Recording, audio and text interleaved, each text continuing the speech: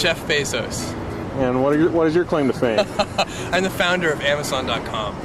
Where did you get an idea for Amazon.com? Well, 3 years ago, I was in New York City working for a quantitative hedge fund when I came across the startling statistic that web usage was growing at 2,300% a year.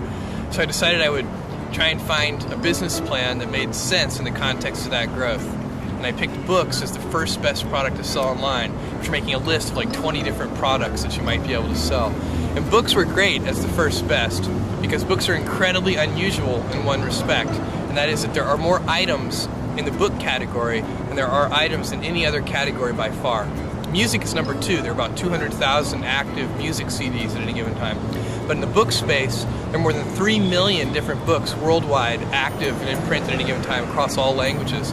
More than 1.5 million in English alone. And so when you have that many items, you can literally build a store online that couldn't exist any other way. And that's important right now because the web is still an infant technology. Basically right now, if you can do things using a more traditional method, you probably should do them using the more traditional method. What kind of inventory do you keep? We inventory the best-selling books. At any given time, we're inventorying in our own warehouse only a couple of thousand titles. And then we do almost in-time inventory for another 400,000 titles or so. We get those from a network of we order electronically from a network of wholesalers and distributors. We order those today, they're on our loading dock the next morning. Then for another 1.1 million titles, we get those directly from 20,000 different publishers, and those can take a couple of weeks to get. And then there are 1 million out-of-print books in our catalog. We have a catalog of 2.5 million books altogether. Those 1 million out-of-print books, some of them we can get and some of them we can't, but we find them if we can, and then we ship them to our customers. We do kind of a search on those. What's almost-in-time inventory? Almost-in-time inventory is the phrase we use to describe a whole selection of books that we offer. It's basically the things that are, below the 2,000th best-selling book up to the 400,000th best-selling book. Those are titles that we can get from a network of more than a dozen different wholesalers. So if a customer orders a book from us today, we order that book from our wholesalers today, and that book shows up on our loading dock the next morning, and then we can ship it to the customer. They say one of the toughest things to do on the internet is to capture mind share. What was your secret? How did you do that? Yeah, even more generally, I agree with you that capturing mind share on the internet is extremely difficult. Even more generally, it's the late 20th century, not just the internet. Capturing attention. Attention is the scarce commodity of the late 20th century. And one of the ways that you can do that, and it's the way that we did it, was by doing something new and innovative for the first time that actually has real value for the customer.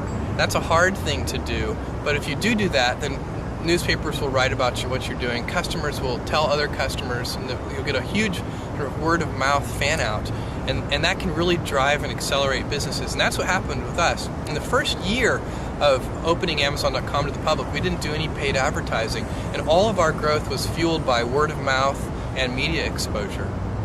I saw little ads at the bottom of the column of the New York Times. That was our very first advertising. We don't do that anymore, but at the very beginning, we did little tiny ads at the bottom of the front page of the New York Times.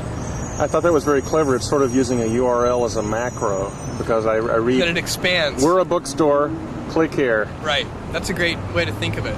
And it worked very well, apparently. I don't know, the problem with that kind of advertising is it's extremely difficult to track.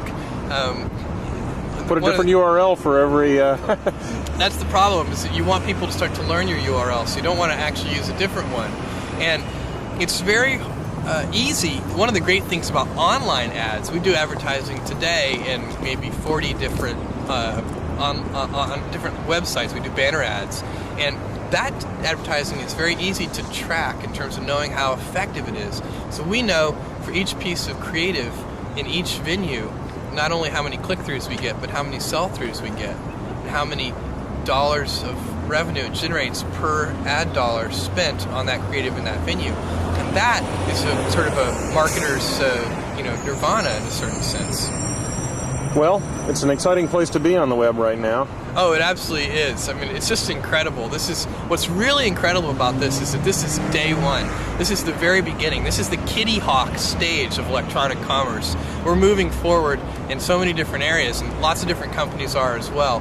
And the late 20th century is just a great time to be alive. You know, we're going to find out that I think a millennia from now, people are going to look back and say, wow, the late 20th century was really a great time to be alive on this planet.